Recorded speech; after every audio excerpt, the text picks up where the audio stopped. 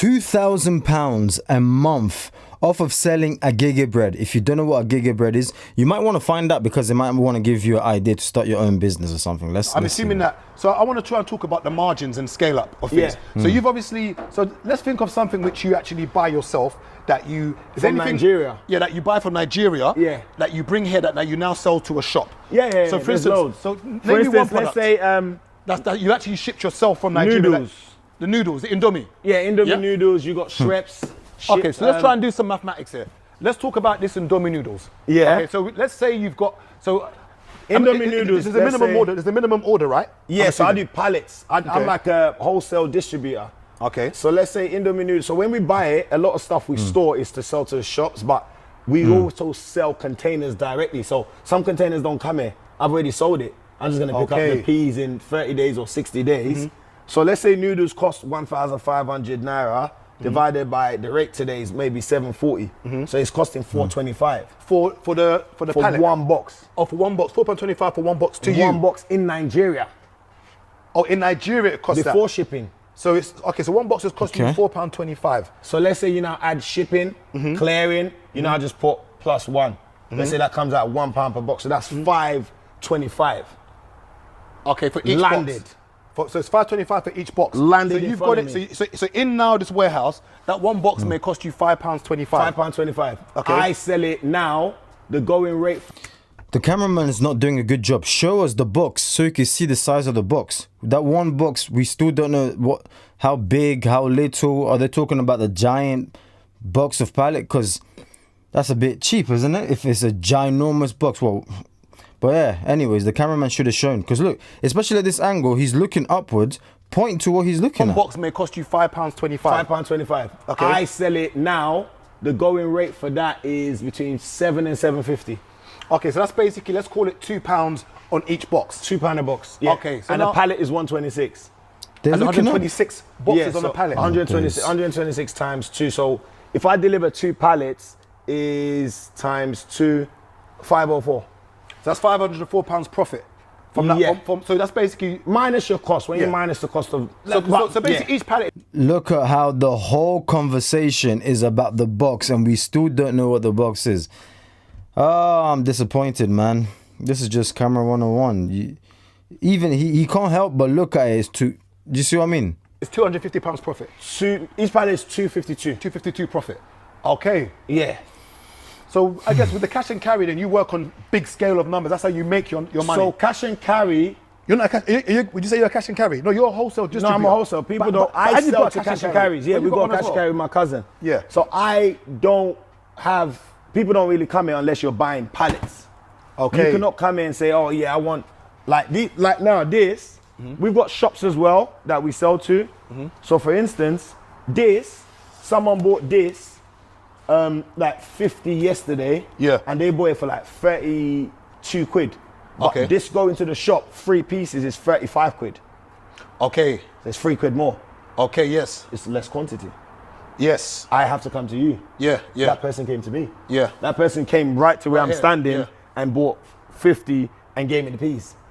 This person wants me to come to them and bring it out the van and offload it and put it in their shop. So I mean, there's got to be more money on top, yeah. You're paying me more money. Now, the thing, am I right in saying you didn't go to a business school? No. So how did you figure all this out? Because this operation, because you do a lot. You've got the food junkie man. Yeah. You've got the cash and carry. Yeah. You've then got this, and I'm assuming even with this business, you've got different logistics involved in this as well. Yeah. So how do you shipping, you got your agents. How did you figure it out? Bruv, you just can you teach? Can you learn this? Yeah, you takes a long time. You can learn it. Are you okay? Are you okay? What Phil? Oh, the guy. Just put it on another one. Just put it on another. You can't put it all on there. It's not gonna. Just put it on another pallet. Put it there. There's space there now, Mr. Ade. Ijebu Gary. So is this made here? This Gary? No, this made in Nigeria. Ijebu Gary. Okay, this actually comes straight from Nigeria. Everything in there comes from Nigeria. Sometimes Ghana, sometimes Togo, but majority of my containers leave from Nigeria. And how did you even create that link to even know how to do this? To even be able to say, okay, there's a warehouse in Nigeria. Yeah. I'm now going to do logistics with them to bring this here.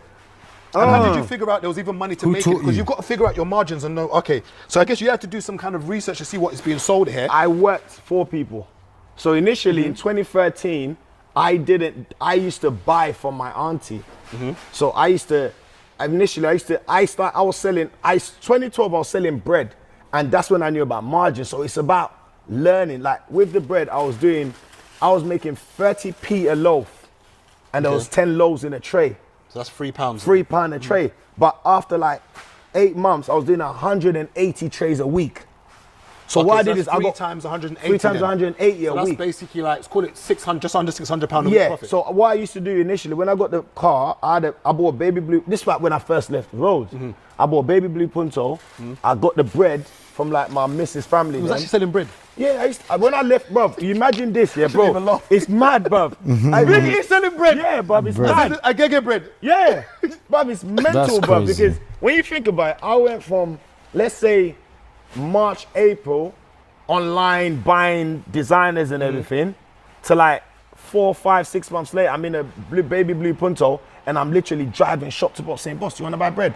Boss, do you want to buy bread? Boss, do you want to buy bread? So it's the shotter mentality of like, bruv, I'm trapping in it. Like, I never let go of that. I didn't see it as, that guy's better than me. Or I didn't see it as, remember, I've had that. Yeah. You're not gonna that duo. You can't flex on me. It doesn't. I don't care. Yeah, I've done it already. Forget it. Even if I don't have it, my friend has it. I can jump in his car today. I can jump in a Ferrari today. I can jump in a Maserati today. I can jump in a Bentley today. Because these guys don't see me as that guy. They see as, bro, I respect your thing because you didn't have to do that. Yeah. Because where you were, you were not doing rubbish. We were doing it on a par with you. Yeah. So if you had stayed in it as long as now, you probably you would have been one of these guys that's online, you know. But would you say the biggest problem is like, let's look at Big Man Hush Puppy. Yeah. Would you say that the biggest problem is not knowing when to stop? I think the biggest problem is publicity. Okay. I personally think the biggest problem is publicity. I think it's wanting people to know you have money. That's where you have a big problem. So would you go as far as saying that a lot of what we do in regards to making money by crime is notoriety, and you just want to be seen? Like Frank Lucas in American Gangster, when he got caught wearing the fur mink, it all went downhill from the fur mink. Because you've got to understand, This is probably the most valuable part, man. This conversations right here, great. If you're an entrepreneur, aspiring entrepreneur, you want to do something or build something for yourself, is these kind of conversational videos that you need to be consuming to open up your mind. Like, how are they thinking? What are they talking about? What are they doing? This right here, golden. I was saying that a lot of what we do in regards to making money by crime is notoriety, and you just want to be seen. Like Frank Lucas in American Gangster, when he got caught wearing the fur mink, it all went downhill from the fur mink. Because you've got to understand, like, how do you want to explain your standard of living? They don't really come at you for having it. They come at you to say, okay, no problem, you have it. Okay, can you please explain to me? You can have it, but can you kindly explain to me, young man, how you afford to live this with lifestyle. 11 grand outgoing a month? Okay, you have a job?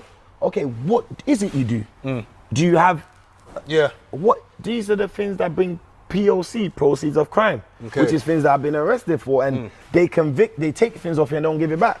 For example, what kind of things have been, give an example. They've taken watches from me. I've lost 15 grand watches. And when you say not got it back, as in there's no... You've got to understand, when they say no further action, you leave it as no further action. Because you don't want to hear it, just keep it, just please. I've got freedom. I've done one when there was one I did that was very, very stupid. That's when, and my mum told me not to do this. I actually took them to court. Yeah. This was a long time ago, like 2005. I took them to court trying to get one of my whips back. Like 05, I had like a 3 Series, but BBS rims, TV in it. When 50 Cent clickety clank, the money goes, I get at you, man. I was. So then they nicked me, bagged me and everything, chain everything, and I tried to get it back. I was like, allow it.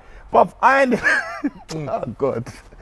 After I went to court, I ended up paying them for going to court. So basically you lost it, I lost the case. And you have to pay their fees. Let me tell you how I lost the case.